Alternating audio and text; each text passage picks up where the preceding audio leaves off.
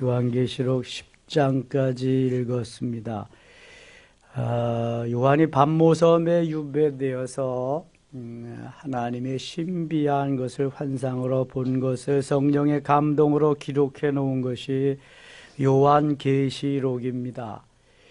아직 드러내지 않은 것, 밝혀지지 않은 것들을 요한이 말한 것인데요. 너무 여기 문자나 숫자에 집착하지 말아야 될 것은 아직 일어나지 않은 것들이기 때문입니다.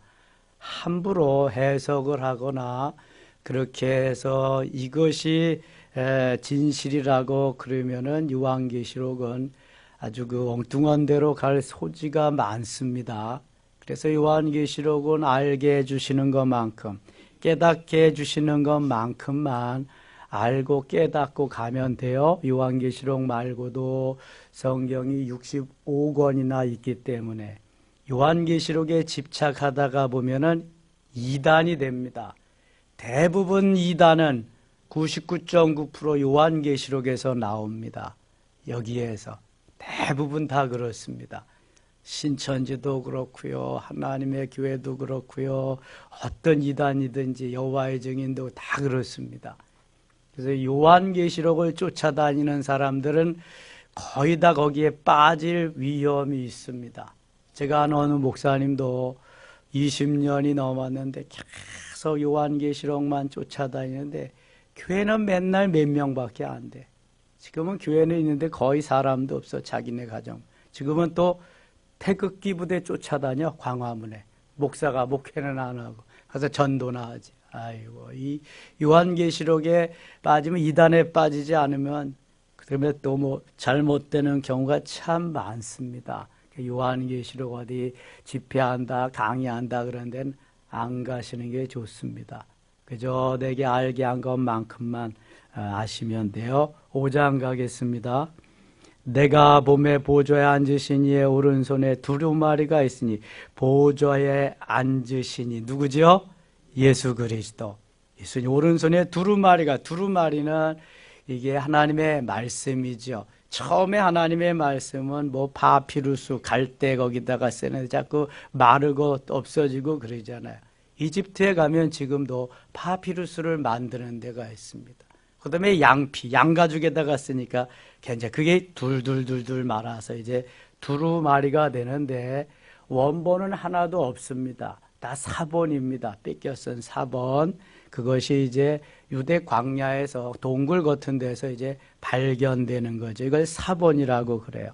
이 두루마리를 그리스도께서 가지고 있는 것입니다. 8절 가겠습니다. 8절 같이 읽을게요. 그 두루마리를 취하심에 네 생물과 24장로들이 그 어린 양 앞에 엎드려 각각 검은 고와 향이 가득한 금대접을 가졌으니 이 양은 성도의 기도들이라. 아멘. 성도들이 기도할 때에 얼마나 그 기도가 소중한지요. 천사들이 성도들 주위에 포진이 됩니다. 천사들이 딱 와가지고 그 기도를 부지런히 담습니다. 기도가 향이 되어서 금대접에 담습니다. 8장 3절 4절에는 금향로에 담습니다. 자, 우리가 기도할 때 우리 주위에 누가 와서 포진한다고요? 천사들. 못 보셨죠? 그러나 영적으로 보이지는 않지만 성경에 우리가 기도할 때 천사들이 쫙 포진한다고 말씀해요. 베드로는 사도행전 12장에 옥에 갇혔어요. 복음을 전하는, 하나님의 말씀을 전한다는 이유 하나만으로 유대인들에게 붙잡혀서 가서 잡혀갔는데 그때 누가 기도하죠? 천사들을 보내는 기도를 누가 하죠? 성도들이 합니다. 성도들. 베드로는 옥에 갇혔고 교회는 그를 위하여 간절히 빌더라. 사도행전 12장 5절에 말씀하거든요. 성도들이 중보의 기도를 하는데 천사들이 투옥된 베드로에게 쫙 가가지고요, 베드로의 착고를 풀어주고 옥문을 열어주고 추록시킵니다. 사도행전 16장에 보면은 거기에는 바울과 실라가 복음을 전하다가 귀신 들린 여종 쫓아주다가 관가에 붙잡혀가서 빌립보 감옥에 갇힙니다. 찬송하고 기도하고 찬송하는데 천사들이 와서 바울과 실라의 착고를 풀어주고 그 다음에 옥문을 막 열어주고 간수들이 회개하는 역사가 일어납니다. 누가 했어요? 천사들이 했는데 그때는 누가 기도했어요? 사도행전 16장에는 성도들이 기도했죠? 네, 바울과 실라 본인들이 기도했어요. 거기는 뭐 성도들이 없으니까 빌립보에 가서 복음 전하다가 기도처를 찾다가 거기 갔으니까. 그러니까 기도는 중보의 기도도 본인이 하는 기도도 하나님이 다 들으시는 줄 믿습니다. 기도할 때 누가 기도해도 천사들이 주위에 쫙 포진이 되는 거예요. 우리가 기도할 때도 우리 주위에 천사들이 포진이 되는 줄 믿습니다. 낙심할 거 없어요. 걱정할 거 없고요. 천사들이 쫙 해서 너무 기도가 소중하기 때문에 아무 그릇에나 담지 않습니다. 금그릇, 아주 귀중한 금그릇, 깨끗한 금그릇, 금대접이나 금향로에 기도를 담아가지고 하늘 보좌로 올라갑니다. 천사들이. 그러니까 부지런하게 다 차면 또 가지고 올라가고 내려와서 다 차면 또 가지고 올라가고 그래서 하나님 앞에 보좌, 그 금단에 쫙 기도의 향을 펼칩니다. 기도 시간이 그래서 얼마나 중요한지 몰라요. 자, 다시 8절 보세요. 그 두루마리를 취하시며 네 생물과 24장로들이 그 어린 양 앞에 엎드려 각각 검은 고와 향이 가득한 금대접을 가졌으니 이 향은 성도의 기도들이라. 성도의 기도를 향이 되어서 기도가 향이 되어서 금대접에 쭉 담아가지고 하나님 보좌 앞으로 가지고 간다. 그러면서 찬송을 하는 거. 6장 가겠습니다. 6장. 내가 보며 어린 양의 7인 중에 하나를 떼시는데 그때 내가 들으니 네 생물 중에 하나가 우레소리같이 말하되 오라 하기로. 여기 인을 뗀다. 하나님이 너는 내 것이다. 인을 딱 찍어요.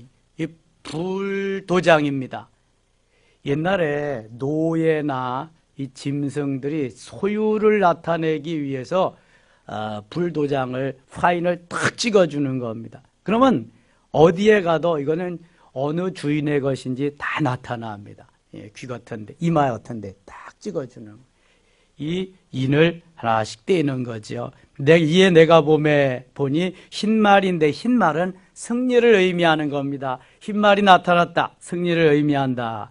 3절 둘째 인을 떼실 때 내가 들으니 둘째 생물이 오라니 이에 다른 붉은 말이 나오다. 붉은 말은 전쟁을 의미함. 흰 말은 승리, 붉은 말은 전쟁. 5절 셋째 인을 떼실 때 내가 들으니 셋째 생물이 말하되 오라 하기로 내가 보니 검은 말이 나오는데 그 탄 자가 손에 거울을 가졌더라. 검은 말은 기근입니다. 재난, 먹을 것이 없는. 예? 검은 말이 나오면 기근을 의미한다. 7절 넷째 인을 떼실 때 내가 넷째 생물의 음성을 들으니 말하되 오라 하기로 내가 보매 청황색 말이 나오는데 청황색 말은 질병이나 사망, 죽음을 의미합니다. 흰 말은 뭐라고요? 승리. 검은 말은 검은 말 전쟁. 그 다음에 붉은 말 전쟁. 검은 말 기근. 그 다음에 청황색 질병이나 사망. 네 가지 말의 색깔이 나오는데 그 말의 색깔에 따라서 징조가 다른 것입니다. 12절 가겠습니다. 내가 보니 여섯째 인을 떼실 때 큰 지진이 나며 해가 검은 털로 짠 상복같이 검어지고 달은 온통 피같이 되며 하늘의 별들이 무화과 나무가 대풍에 흔들려 서리건 열매가 떨어지는 것 같이 땅에 떨어지며 이상한 징조들이 이제 많이 나타난다는 것을 말씀합니다. 7장 가겠습니다. 7장 4절입니다. 7장 4절 같이 읽어요. 내가 인침을 받은 자의 수를 들으니 이스라엘 자손이 각 지파 중에서 인침을 받은 자들이 14만 4천이니 14만 4천. 어디서 많이 들어본 숫자 같지 않아요? 14만 4천. 어디서 말해요? 신천지가 말합니다. 신천지. 신천지는 14만 4천만 구원받았는데 자기들의 성도 신자의 수가 14만 4천 명이 되면은 예수님 오신다 그러는 거예요. 벌써 2014년인가 그때 뭐 14만 4천에 대해서 이제 예수님 오신다 했는데 오셨어요? 안 오시죠? 성경에 나오는 숫자 상징적이 특별히 요한계시록에 나오는 숫자는 상징적입니다. 이 숫자를 그냥 그대로 받아들이면은 오류를 범할 수 있습니다. 12 곱하기 12 곱하기 1000이 14만 4천입니다. 주로 이제 한 지파에 뭐 이렇게 얼마씩 해가지고 12지파에서 14만 4천을 모으는데 뭐 어느 지파는 되고 어느 지파는 못 되고 해서 다 되면은 예수님 오신다 그랬는데 아직 신천지 계속하고 있습니다. 14만 4천이라고 하는 상징성이 있는 숫자, 구원받은 모든 성도를 의미하는 것이지 꼭 14만 4천 명 안에 들어가는 사람만은 아니다. 자, 사도행전 13장 48절에 영생을 주시기로 작정된 자는 다 믿더라 그랬는데요. 영생을 주시기로 작정된 자가 그럼 14만 4천 명만이냐? 그렇지 않다는 거예요. 구원을 주시기로 작정된 모든 사람들의 숫자가 14만 4천 명이라고 상징적으로 표현되었을 뿐 14만 4천 명에 국한되면 안 된다. 만약 14만 4천 명이라고 한다면 우리나라도 구원받은 사람이 14만 4천 명밖에 안 되면 어떻게 되겠어요? 1천만 다 어디 가겠어요 이거? 나머지 다 지옥 가란 말이에요? 그런 거 아니잖아요. 그러니까 이 신천지에서는 자기네한테로만 와야 구원받는다는 거예요. 자기네한테 14만 4천 명 무리에 들어와야 된다는 거예요. 속지 마세요. 절대로 속지 마세요. 숫자 노름하는 데 가서 속으시면 안 돼. 그런데 13장 18절에 보면은요, 거기에 또 숫자가 나와요. 무슨 숫자 나오게요? 666 나옵니다. 666. 조금 이따 거기 가서 이제 내일 생각하겠지만 666을요, 지금부터 한 30년 전에, 30년도 안 가요. 20 몇 년 전 가면은 666을 뭐라 그랬는지 아세요? 바코드라 그랬습니다. 컴퓨터가 다 666이라 그래서, 바코드 다 666이라 그래서, 거기에다 마귀가 하는 거라 그랬습니다. 근데 지금 바코드 안 쓰는 데가 세계적으로 어디 있어요? 컴퓨터 안 쓰는 데가 어디 있냐고요? 요한계시록 그래서 함부로 말할 수 없는 거고 해석할 수 없는 거고요. 숫자는 그저 숫자다. 상징적으로 말하는 거다. 이렇게 알면 되는 거예요. 저 보수교단에서는 666을 뭐라 그랬는지 아세요? WCC가 666이다. WCC가 마귀라는 거예요. WCC가요, 잘못된 것도 마음에 안 드는 것도 있어요. 그러나 좋은 점도 많이 있어요. 나하고 신앙 노선이 다르다고, 나하고 신앙의 가치관이 다르다고 마귀라고 666이라고 이러면 안 되는 거예요. 나와 좀 다른 것이지 틀린 게 아니거든요. 다름이 있을 뿐이지 틀림이 없어요. 다 성경 믿잖아요. 예수 믿고 구원받잖아요. 이게 똑같은데 왜 그게 마귀예요? 이러면 안 되는 거예요. 그러니까 숫자는 상징일 뿐이다. 이렇게 받아들이고 가야 이것이 제대로 은혜의 말씀으로 들려오지, 그렇지 않으면 그 숫자에 매여서요, 마귀에게 딱 잡혀버리고 맙니다. 아이고, 그럼 나는 14만 4천 명에 들까? 이게 내가 이렇게 개떡같이 신앙생활 해가지고 들까? 나도 이거 신천지로 가야 그럼 구원받는 거 아닌가? 또 그거 기억하면 지옥 가는 거예요, 여러분. 예. 그러시면 안 돼. 예. 자, 요한계시록에 나오는 숫자는 다만 상징적이다. 예. 그렇게 다니엘서에도 숫자가 많이 나오잖아요. 다니엘도 이게 신비한 계시의 말씀을 많이 기록해요. 에스겔도 그렇고. 숫자. 요한계시록에 제일 많이 나옵니다. 7장 9절 가겠습니다. 9절. 2일 후에 내가 보니 각 나라와 족속과 백성과 방언에서 아무도 능히 셀 수 없는 큰 무리가 나와 흰 옷을 입고 손에 종려가지를 들고 보좌 앞에 어린 양 앞에 서서 큰 소리로 외쳐 이르되 구원하심이 보좌에 앉으신 우리 하나님과 어린 양에게 있도다 하니, 대부분 예수님을 맞을, 재림주를 맞을 사람들이 주로 하고 있는 것이 흰 예복을 입고 기다린다는 거. 여기 있잖아요. 다시 보세요. 9절. 2일 후에 내가 보니 각 나라와 족속과 백성과 방언에서 아무도 능히 셀 수 없는 큰 무리가 나와 흰 뭘 입고? 옷을 입고, 흰 옷을 입고. 언젠가 결혼식에 가는데요. 주례하러 가는데 그 전에 주례하고 이제 그 음식을 먹는 필요연을 하는가 봐요. 근데 거기에 모인 사람들이 다 흰 옷을 입었어요. 아주 아래 위에 다 하얗게.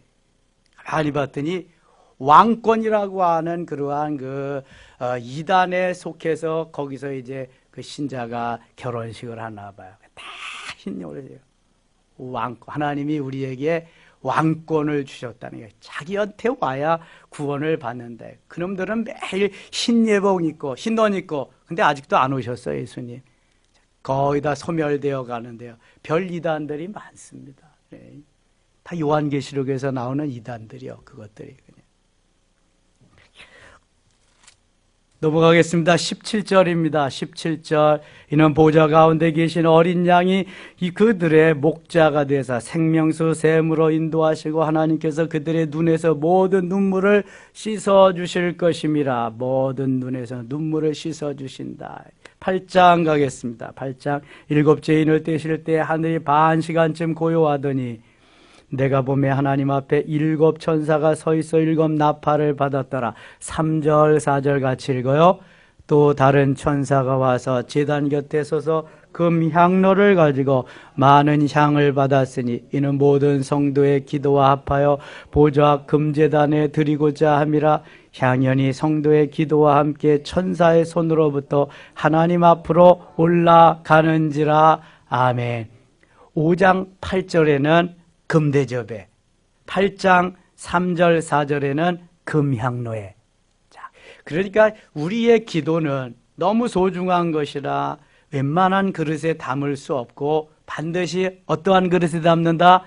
금그릇에. 금대접 내지는 금향로, 금그릇에 담는 거예요.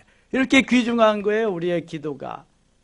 그저 중언부언하든지 뭔 말인지 모르고 하든지, 하나님 뭐 어린아이들이 꼭 알고 뭐 얘기해요. 알고 얘기하고 좀 더 확실히 하면 더 좋지만, 주님은 오늘도 우리가 엎드려 기도하는 그것 자체를 소중히 귀중히 보시는 거예요.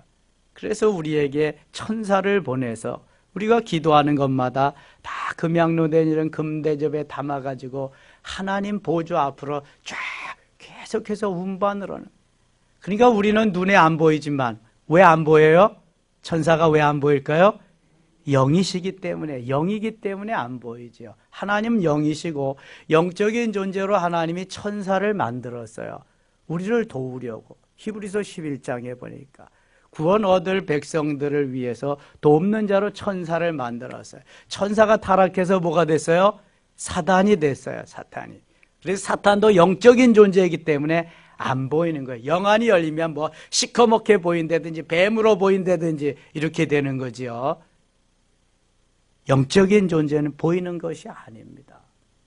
그래서 천사들이 부지런히 보이지는 않지만 오르락 내리락 하면서 우리의 기도를 담아가지고 운반하는 거예요. 금향로 내지는 금대접에. 그런 줄만 아세요. 얼마나 기도 시간이 중요한 것을 말씀하는 거예요. 그래서 하늘나라에 가면은 기도의 산이 있다 그러잖아요. 신성정 목사님은 신학자자, 아주 훌륭한 목회자인데 그분이 내가 본 지옥과 천국에 읽어보면은요, 하늘나라에 기도의 산이 있대. 우리가 쌓아놓은 기도 산으로 돼. 찬송의 산이 있고요. 기도를 많이 찬양을 많이 하세요.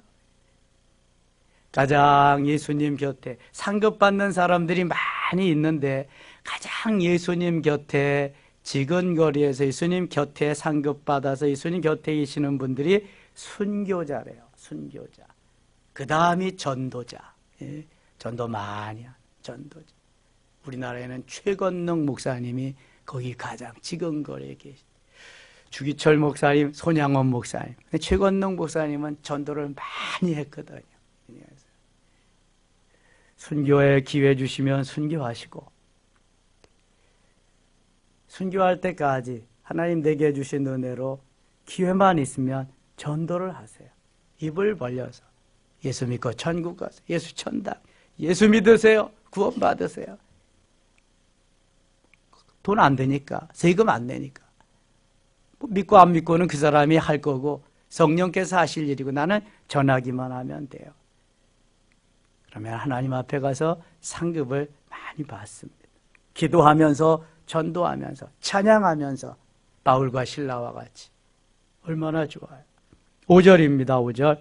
천사가 향로를 가지고 제단에 불을 담아다가 땅에 쏟음에 우레와 음성과 번개와 지진이 나더라.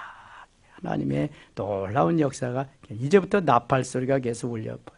9장 가겠습니다. 9장 11절입니다. 그들에게 왕이 있으니 무적행의 사자가 히브리어로는 그 이름이 아바돈이요 헬라어로는 그 이름이 아블론이. 여기 마귀를 뜻하는 것입니다. 마귀. 10장에 가겠습니다. 10장.